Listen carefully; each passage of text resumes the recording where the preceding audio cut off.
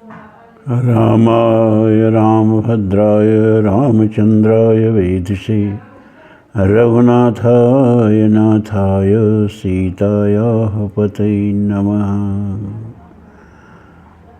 अतुलितबलधामं हेमशैलाभदेहं धनुजवन्कृशानं ज्ञानिनामग्रगण्यं सकलगुणनिधानं वानराणामधीशं रघुपतिप्रियभक्तं वातजातं नमामि।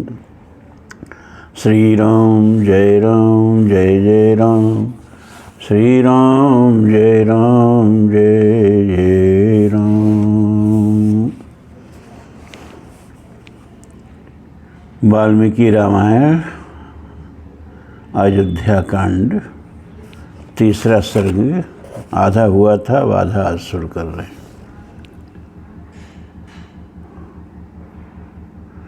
तथा असनवरं प्राप्यं व्यदीपयत् राघवः स्वैव प्रभया मेरुमुदये विमलो रविः।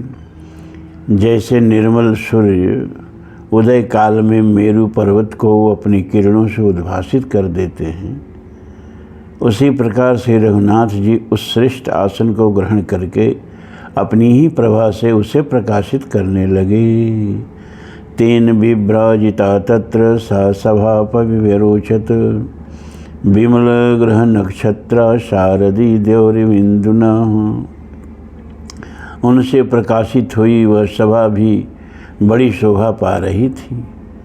ठीक उसी तरह जैसे निर्मल ग्रह और नक्षत्रों से भरा हुआ शरद काल का आकाश चंद्रमा से उद्भासित हो उठता है।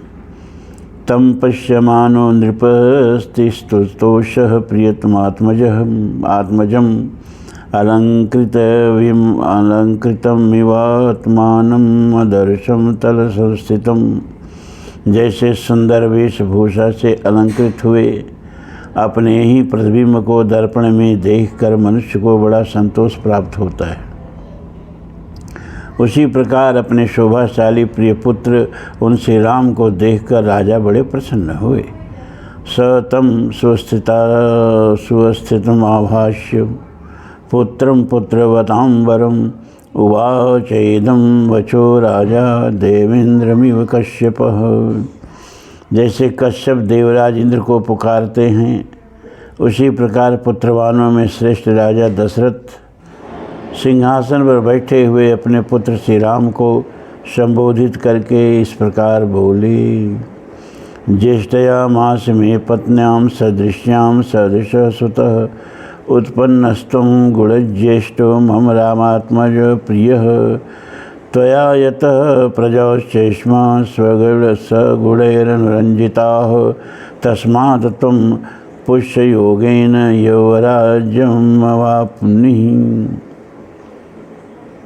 बेटा, तुम्हारा जन्म मेरी बड़ी महारानी कौशल्या के गर्भ से हुआ है। तुम अपनी माता के अनुरूप ही उत्पन्न हुए हो। श्री राम, तुम गुणों में मुझसे भी बढ़कर हो, अतः मेरे परम प्रिय पुत्र हो।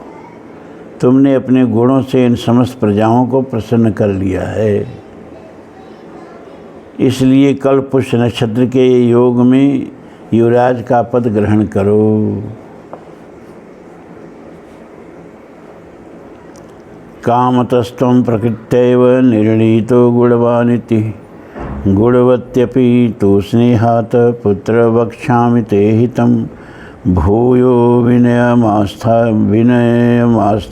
भव नित्यं जितेन्द्रिय। बेटा,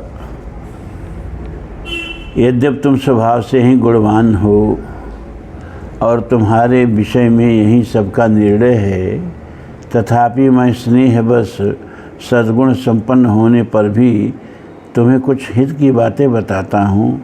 तुम और भी अधिक विनय का आश्रय लेकर सदा जितेंद्रिय बने रहो। काम क्रोध समुत्थानि त्यजस्व व्यसनानि च परोक्षया वर्तमानो वृत्तया प्रत्यक्षया। तथा काम और क्रोध से उत्पन्न होने वाले दुर्व्यसनों का सर्वथा त्याग कर दो परोक्ष वृत्ति से तथा प्रत्यक्ष वृत्ति से। परोक्ष वृत्ति मतलब गुप्तचरों द्वारा यथार्थ बातों का पता लगाकर, और प्रत्यक्ष वृत्ति का मतलब होता है दरबार में सामने आकर कहने वाली जनता के मुख से उसके वृत्तांतों को प्रत्यक्ष देखकर सुनकर ठीक ठीक न्याय विचार में तत्पर रहो। अमात प्रभृति सर्वा प्रभाश्चैवानुरञ्जयः कोष्ठागारयुधागारैः कृत्वा सन्निचयान् बहून् इष्टानुरक्त प्रकृतर्यः पालयति मेदनीं तस्य निन्दन्ति मित्राणि लब्ध्वा अमृतम् इवावराः। मंत्री, सेनापति आदि समस्त अधिकारियों तथा प्रजाजनों को सदा प्रसन्न रखना। जो राजा भंडार गृह तथा शस्त्रागार आदि के द्वारा उपयोगी वस्तुओं का बहुत बड़ा संग्रह करके मंत्री, सेनापति और प्रजा आदि समस्त प्रकृतियों को प्रिय मानकर उन्हें अपने प्रति अनुरक्त एवं प्रसन्न रखते हुए पृथ्वी का पालन करता है, उसके मित्र उसी प्रकार आनंदित होते हैं जैसे अमृत को पाकर देवता प्रसन्न हुए थे। तस्मात् पुत्र त्वमात्मानं नियम एवं समाचर तच्छ्रुत्वा सुहृदस्तस्य रामस्य प्रियकारिणः त्वरिता शीघ्रमागत्य कौसल्याय न्यवेदयन्। इसलिए बेटा, तुम अपने चित्त को वश में रखकर इस प्रकार के उत्तम आचरणों का पालन करते रहो। राजा की ये बात सुनकर श्री रामचंद्र जी का प्रिय करने वाले सुहृदों ने तुरंत माता कौशल्या के पास जाकर उन्हें यह शुभ समाचार निवेदन किया। सा हिरण्यं च गाशैव रत्नानि विविधानि च व्याधिदेश प्रियाख्याव्य कौशल्या प्रमदोत्तमा। नारियों में श्रेष्ठ कौशल्या ने वह प्रिय संवाद सुनाने वाले उन सुहृदों को तरह तरह के रत्न, सुवर्ण और गौएं पुरस्कार में दी। अथाभिवाद्य राजानं रथमारोह्य राघवः अयो स्वद्युतिमतः वैष्म जनौघे प्रतिपूजितः। इसके बाद श्री रामचंद्र जी राजा को प्रणाम करके रथ पर बैठे और प्रजाजनों सहित सम्मानित होते हुए वे अपने शोभाशाली भवन में चले गए। ते चापि पौरा नृपते वर्चस्त छुत्वा तदा लाभमिवेष्टमाशुः नरेन्द्रमामन्त्र्य गृहाणि गत्वा देवान् समानुर्जभिप्रहृष्टः। नगरवासियों मनुष्यों ने राजा की बातें सुनकर मन ही मन अनुभव किया कि हमें शीघ्र ही अभीष्ट वस्तु की प्राप्ति होगी। फिर भी महाराज की आज्ञा देकर अपने घरों को गए और अत्यंत हर्ष से भरकर अभीष्ट सिद्धि के उपलक्ष्य में देवताओं का पूजन करने लगे। इत्यार्षे श्रीमद् रामायणे वाल्मीकि आदि काव्ये अयोध्या कांडे 3 सर्ग पूरा हुआ। अब 4 सर्ग।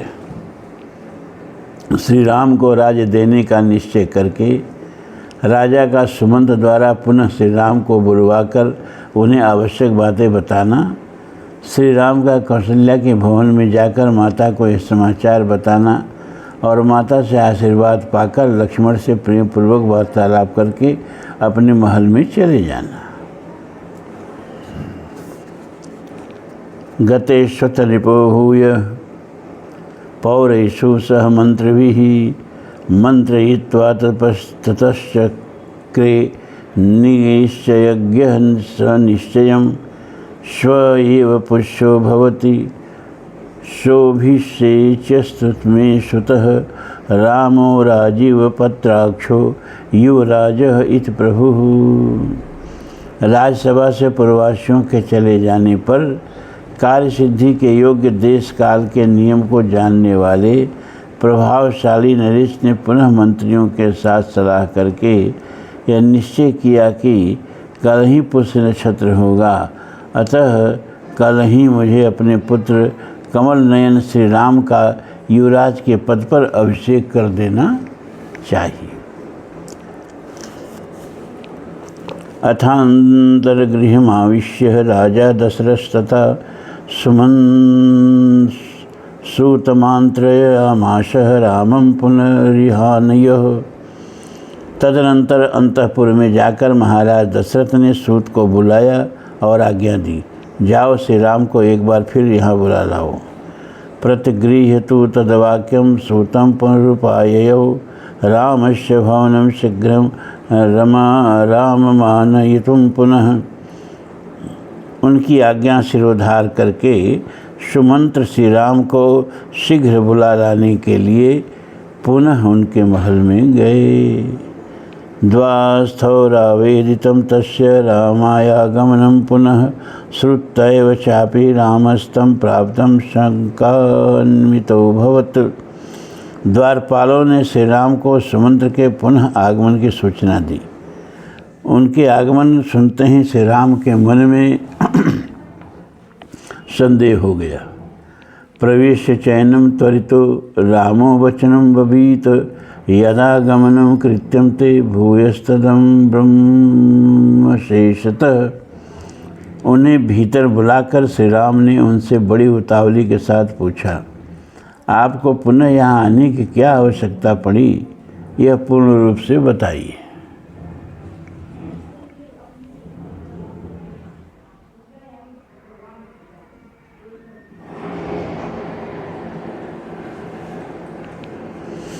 तमवाच ततः सूतो राजा त्वां द्रष्टुमिच्छति रुश्रुत्वा प्रमाणं तत्र त्वं गमनाय तराय वा।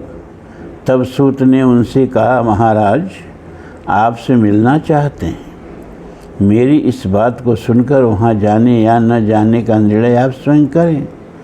इति श्रुतवचः श्रुत्वा रामोऽपि त्वरयान्वितः प्रययौ राजभवनं पुनर्द्रष्टुं नरेश्वरम्।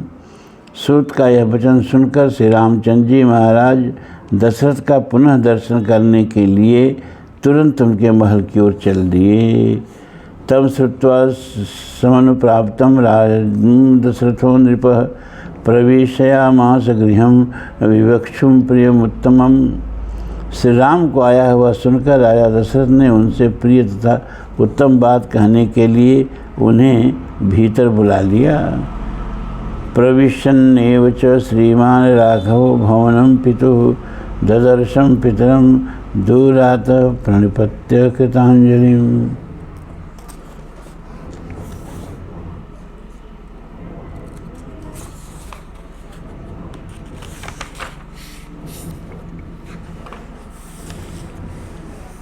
पिता के भवन में प्रवेश करते ही श्रीमान रघुनाथ जी ने उन्हें देखा और दूर से ही हाथ जोड़कर वे उनके चरणों में पड़ गए।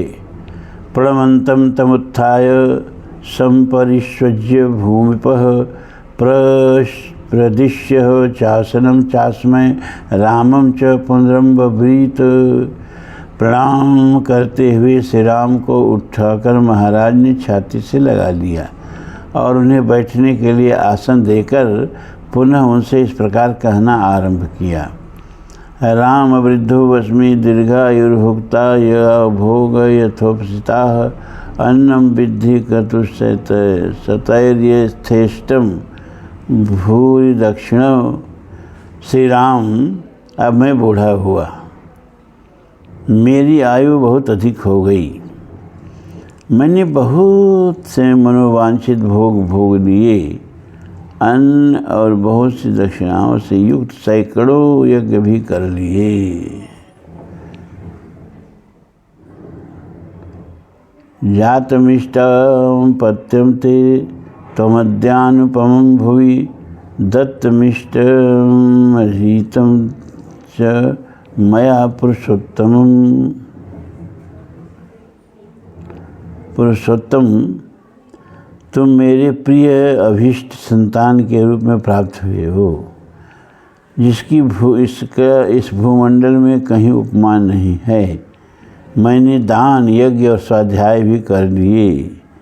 अनुभूतानि चेष्टानि मया वीर सुखान्यपि देवस्य पितॄणि विप्राणां मनोरिणां विप्राणां दृढ़ोमस्मि तथात्मनः। वीर, मैंने अभिष्ट सुख का भी अनुभव कर लिया। मैं देवता, ऋषि, पितर और ब्राह्मणों के तथा अपने ऋण से भी उर्ण हो गया। न किंचन मम कर्तव्यम तवान्यत्राभिषेचनाथ अथो यत्त्वमहं ब्रूयं तन्मे त्वं कर्तुम् अर्हसि। अब तुम्हें युवराज पद पर अभिषिक्त करने के सिवा और कोई कर्म मेरे लिए शेष नहीं रह गया। अतः मैं तुमसे जो कुछ कहूँ, मेरी उस आज्ञा का तुम्हें पालन करना चाहिए।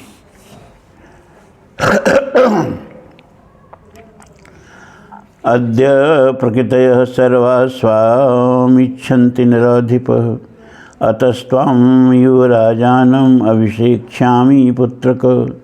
बेटा, अब सारी प्रजा तुम्हें अपना राजा बनाना चाहती है, अतः मैं तुम्हें युवराज पद पर अभिषिक्त करूँगा। अविचाद्या शुभान राम स्वप्नान पश्यामि राघव सनिर्घाता दियोल्काश्च पतन्ति ही महाश्वनाः। रघुनंदन श्री राम, आजकल मुझे बड़े बड़े बुरे सपने दिखाई देते हैं। दिन में वज्रपात के साथ साथ बड़ा भयंकर शब्द करने वाली गौएं उल्का भी गिरा रही हैं।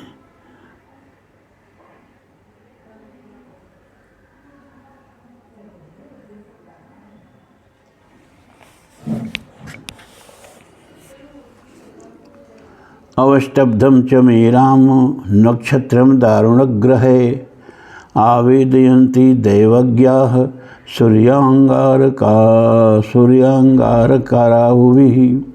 श्री राम, ज्योतिषियों का कहना है कि मेरे जन्म नक्षत्र को सूर्य, मंगल और राहु नामक भयंकर ग्रहों ने आक्रांत कर लिया है। प्रायेण च निमित्तानां दृशानां समुद्भवे राजा ही मृत्युमापनोति घोराम चापद मृच्छति।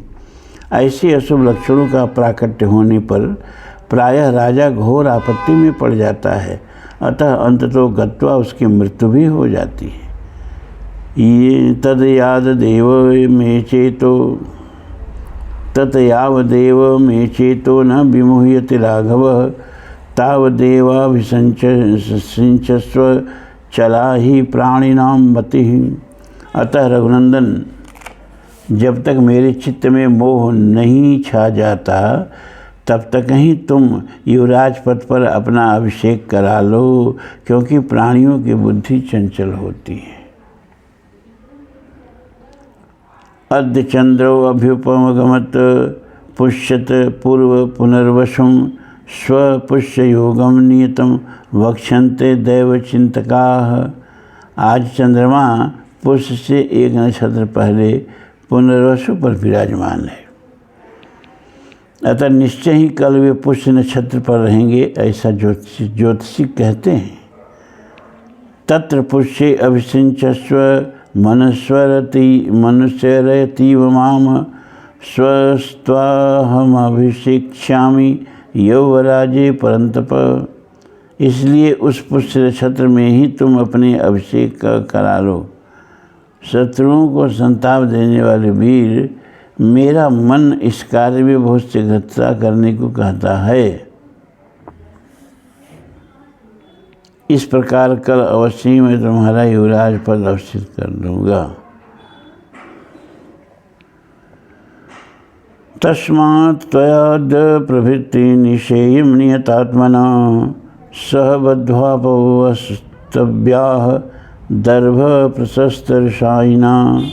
अतः तुम इस समय से लेकर सारी रात इंद्रिय संयम पूर्वक रहते हुए वधू सीता के साथ उपवास करो और कुश की सैया पर सो।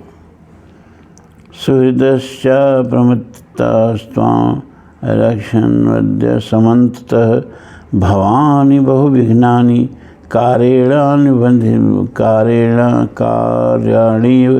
वविधानि जी। आज तुम्हारे सुहृद सावधान रहकर सब ओर से तुम्हारी रक्षा करें, क्योंकि इस प्रकार के शुभ कार्यों में बहुत से विघ्न आने की संभावना रहती है। विप्रोसितश्च भरतो यावदेव पुरादितः तावदेव अभिषेकस्ते प्राप्त कालो मतो मम। जब तक इस तरह नगर से बाहर अपने मामा के यहाँ निवास करते हैं, जब तक भरत इस नगर से बाहर अपने मामा के यहाँ निवास करते हैं, तब तक ही तुम्हारा अभिषेक हो जाना मुझे उचित प्रतीत होता है। कामं खलु सताम वृत्ते भात्रा ते भरतः स्थितः ज्येष्ठानुवर्ती धर्मात्मा सानुक्रोशो जितेन्द्रियः। किम उचितं मनुष्याणाम् अनित्यं मिति मे मतं सतां च धर्मनित्यानां कृतशोभी च राघव। इसमें संदेह नहीं कि तुम्हारे भाई भरत सत्पुरुषों के आचार व्यवहार में स्थित हैं और अपने बड़े भाई का अनुसरण करने वाले धर्मात्मा, दयालु और जितेंद्रिय हैं। तथापि मनुष्यों का चित्त प्राय स्थिर नहीं रहता, ऐसा मेरा मत है। रघुनंदन, धर्मपरायण सत्पुरुषों का मन भी विभिन्न कारणों से राग द्वेषाद से संयुक्त हो जाता है।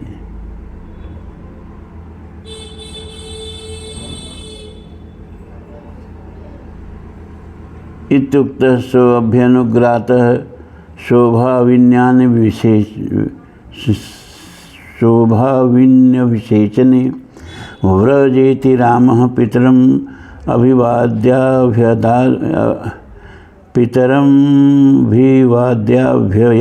गृहम्।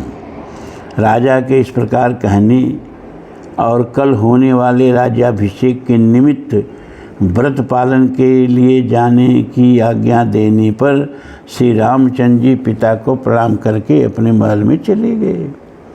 प्रविश्य चात्मानो विस्मम राजा दृष्टि अभिषेचने तत्क्षणादेव निष्क्रम्य मातुरंतःपुरम अयो। राजा ने राज्याभिषेक के लिए व्रत पालन के निमित्त जो आज्ञा दी थी, उसे सीता को बताने के लिए अपने महल के भीतर प्रवेश करके जब श्री राम ने वहाँ सीता को नहीं देखा, तब वे तत्काल ही वहाँ से निकलकर माता के अंतःपुर में चले गए। तत्र ताम प्रणामेव मातरम क्षौमवासनीम वाग्यताम देवतागारे दर्शाया चतिम श्रियम। वहाँ जाकर उन्होंने देखा कि माता कौशल्या रेशमी वस्त्र पहने मौन हो देव मंदिर में बैठकर देवता की आराधना में लगी हैं और पुत्र के लिए राजलक्ष्मी की याचना कर रही है। प्रागेव चागता तत्र सुमित्रा लक्ष्मणस्तथा सीता च नयिता श्रुत्वा प्रियम राम अभिषेचनम। श्री राम के राज्याभिषेक का प्रिय समाचार सुनकर सुमित्रा और लक्ष्मण वहाँ पहले ही से आ गए थे तथा बाद में सीता भी वहाँ बुला ली गई थी।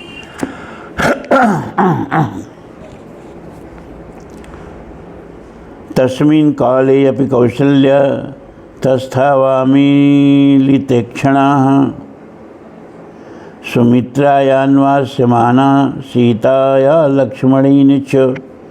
श्री रामचंद्र जी जब वहाँ पहुँचे, उस समय भी कौशल्या नेत्रबंद किए ध्यान लगाए बैठी थी और सुमित्रा, सीता तथा लक्ष्मण उनकी सेवा में खड़े थे। श्रुत्वा पुष्य च पुत्रस्य यौवराज्ये अभिषेचनम प्राणायामेन पुरुषं ध्यायमाना जनार्दनम। पुष्य नक्षत्र के योग में पुत्र के युवराज पद पर अभिषिक्त होने की बात सुनकर वे उसकी मंगल कामना से प्राणायाम के द्वारा परपुरुष नारायण का ध्यान कर रही थी। तथा सनियमावेव सो अभिगम्याभिवाद्य च उवाच वचनम रामो हर्षयस्तामिदं वरम। इस प्रकार नियम में लगी हुई माता के निकट उसी अवस्था में जाकर श्री राम ने उनको प्रणाम किया और उन्हें हर्ष प्रदान करते हुए यह श्रेष्ठ बात कही। अम्ब पित्रा नियुक्तो अस्मि प्रजापालन कर्मणि भविता सु अभिषेको में यथा में शासनम पितु सीताया युप्युस्तव्या रजनीयं मया स एवं मुक्तामुपाध्याये स ही मामुक्तवान पिता। माँ, पिताजी ने मुझे प्रजा पालन के कर्म में नियुक्त किया है। कल मेरा अभिषेक होगा।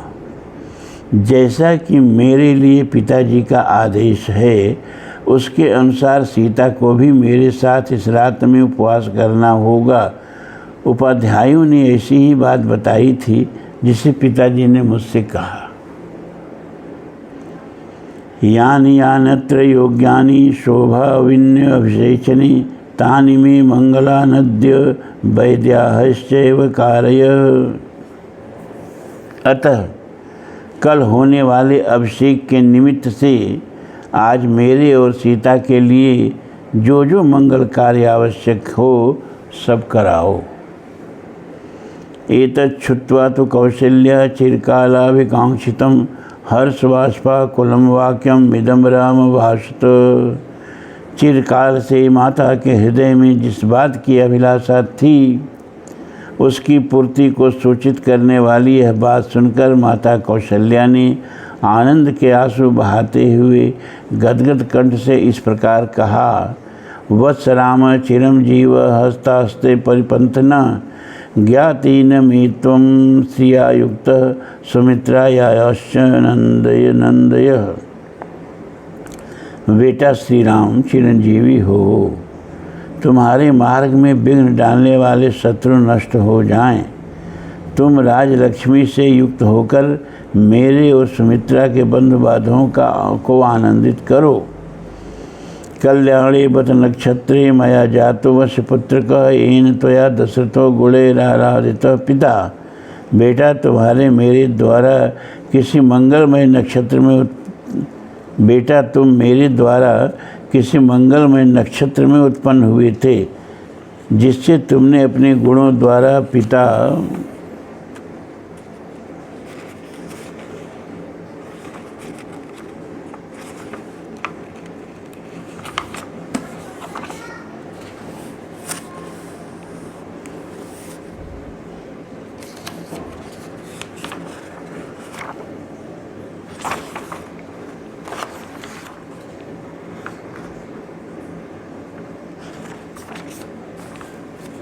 पिता दशरथ को प्रसन्न कर लिया।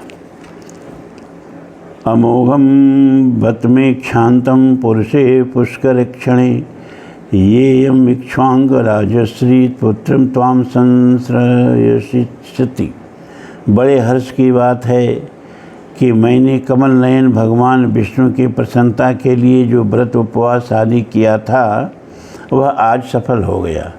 बेटा, उसी के फल से ये इक्ष्वांग कुल की राजलक्ष्मी तुम्हें प्राप्त होने वाली है।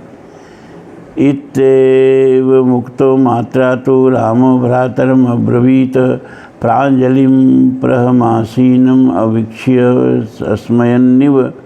माता के ऐसा कहने पर श्री राम ने विनीत भाव से हाथ जोड़कर खड़े हुए अपने भाई लक्ष्मण की ओर देखकर मुस्कुराते हुए से कहा। लक्ष्मणे मां मया सार्ध प्रसादी त्वं वसुंधराम द्वितीयं मे अंतरात्मानं त्वामय्यं श्रीरूप स्थिता। लक्ष्मण, तुम मेरे साथ इस पृथ्वी के राज्य का शासन करो। तुम मेरे द्वितीय अंतरात्मा हो। यह लक्ष्मी तुम्ही को प्राप्त हो रही है। सौमित्रे भुक्षस्व भोगास्त्वमिष्टान राज्य फलानि च जीवितं चापि राज्यं च त्वदर्थम अभिकामये। सुमित्रानंदन, तुम अभिष्ट भोगों और राज्य के श्रेष्ठ फलों का उपभोग करो। तुम्हारे लिए ही मैं इस जीवन तथा राज्य की अभिलाषा करता हूँ।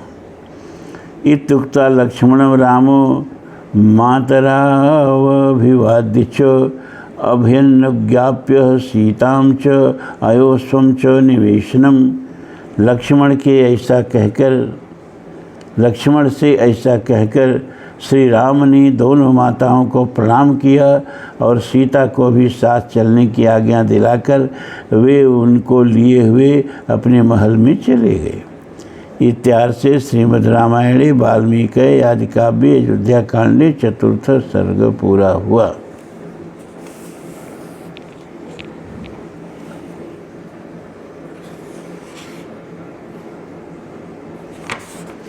पंचम सर्ग भी देख लिया जाए, 10 मिनट और समय दीजिए आप लोग।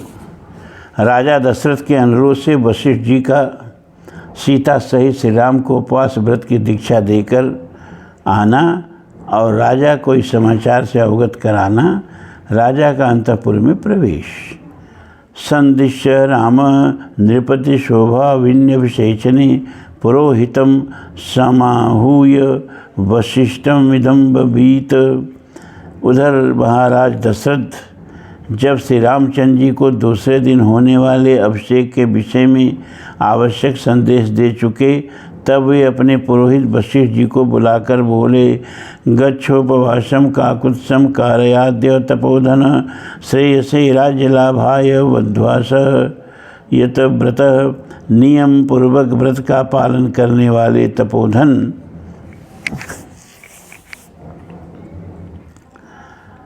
आप जाइए और विघ्न निवारण रूप कल्याण की सिद्धि तथा राज्य प्राप्ति के लिए बहु सहित श्री राम से उपवास व्रत का पालन कराइए। तथेति च स राजान मुक्त्वा वेद विदाम्बर स्वयं वशिष्ठो भगवान अयो राम निवेशनम उपवासयुतं वीरं मंत्र कोविदं ब्राह्म रथवरम युक्तम आस्थाय सुधित व्रतः। तब राजा से तथास्तु कहकर वेदवेत्ता विद्वानों में श्रेष्ठ तथा उत्तम व्रतधारी स्वयं भगवान वशिष्ठ मंत्रवेत्ता वीर श्री राम को उपवास व्रत की दीक्षा देने के लिए ब्राह्मणों के चढ़ने योग्य जूते जुताए श्रेष्ठ रथ पर आरूढ़ हो श्री राम के महल की ओर चल दिए। स राम भवनम प्राप्य पांडुराभ्र घन प्रभम तिस्र कक्षया रथैनैव विवेश मुनिसत्तमः। श्री राम का भवन श्वेत बादलों के समान उज्ज्वल था। उसके पास पहुंचकर मुनिवर वशिष्ठ ने उसकी 3 ड्योढ़ियों में रथ के द्वारा ही प्रवेश किया। तमागतम ऋषि रामस्त्वरिन्नव संसभ्रम मानईशन स मानारह निष्काम निवेशनात्। वहाँ पधारे हुए उन सम्माननीय महर्षि का सम्मान करने के लिए श्री रामचंद्र जी बड़ी उतावली के साथ वेगपूर्वक घर से बाहर निकले। अभेत्य त्वरमाणोऽथ रथाभ्यांशं मनीषिणः ततोऽवतारयामास परिगृह्य रथात् स्वयं।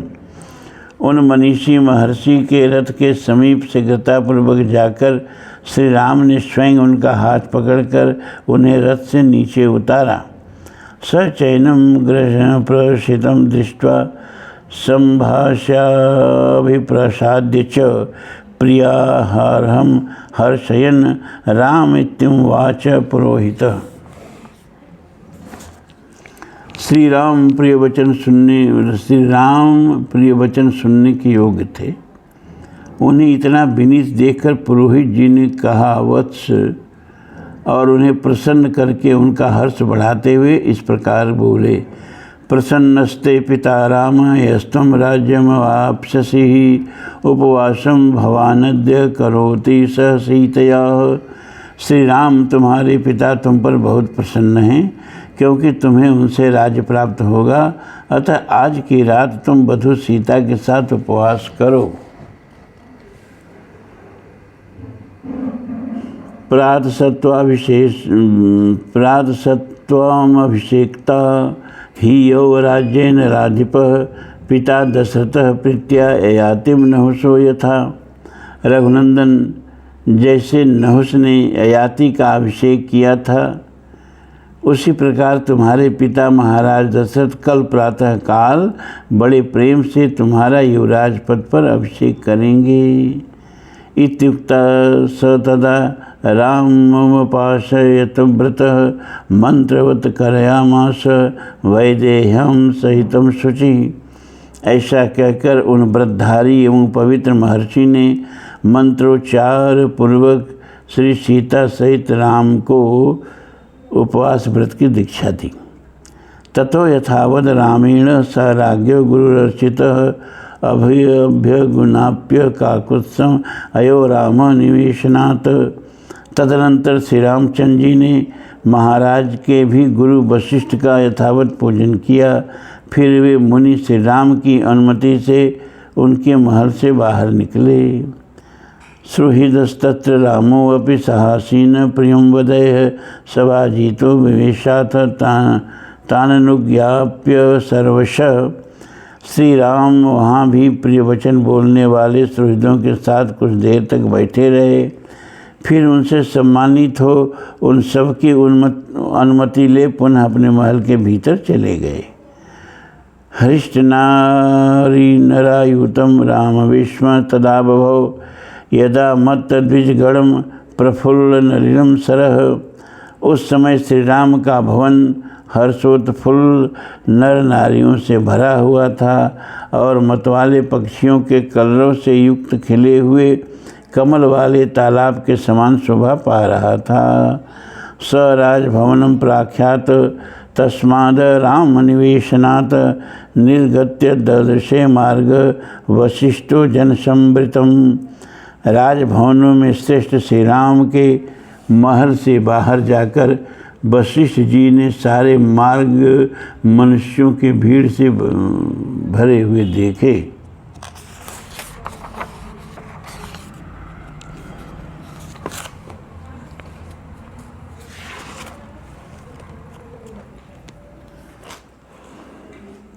ओम पूर्णमदः पूर्णमिदं पूर्णात् पूर्णमुदच्यते पूर्णस्य पूर्णमादाय पूर्णमेवावशिष्यते।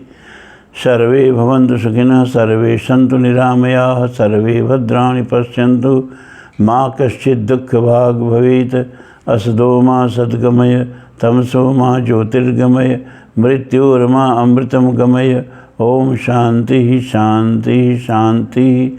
धर्म की जय हो, अधर्म का नाश हो, प्राणियों में सद्भावना हो, विश्व का कल्याण हो। हर हर महादेव।